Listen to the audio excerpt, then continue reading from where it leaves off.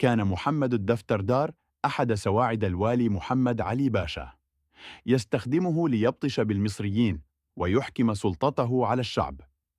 كان الدفتردار شخصاً بلا قلب، لا يعرف الشفقة ولا الرحمة، ولا تطرب نفسه إلا لمنظر الدماء، ولا يتردد في ارتكاب أي مجزرة لأي سبب تافه. لهذا كان اسمه يثير الرعب في قلوب الناس ويخافون سماع سيرته وأخباره. كان الدفتردار يقوم بجولة في بعض القرى ليطمئن على أحوال الأمن في البلاد. وفي إحدى القرى أسرع فلاح مسكين إلى الدفتردار، جاء ليرفع له شكواه من ناظر الأرض الذي يقوم بجمع الضريبة. لقد طالبه الناظر بالضريبة التي تصل قيمتها ل60 قرشاً.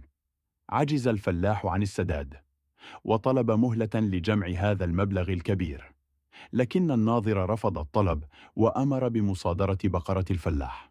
أمر الناظر جزار القرية بذبح البقرة وتقطيعها إلى 60 جزء. قام الناظر ببيع اللحم للفلاحين بقرش مقابل كل جزء، ثم أعطى رأس البقرة أجرة للجزار.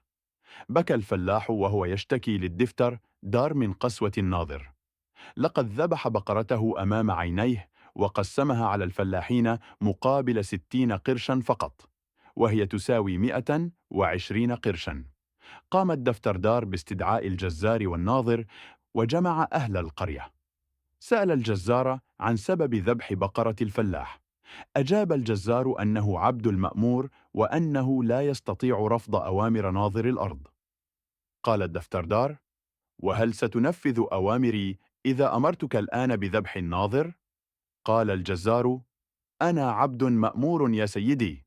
أخرج الجزار سكينه وقام بذبح الناظر أمام أعين الجميع.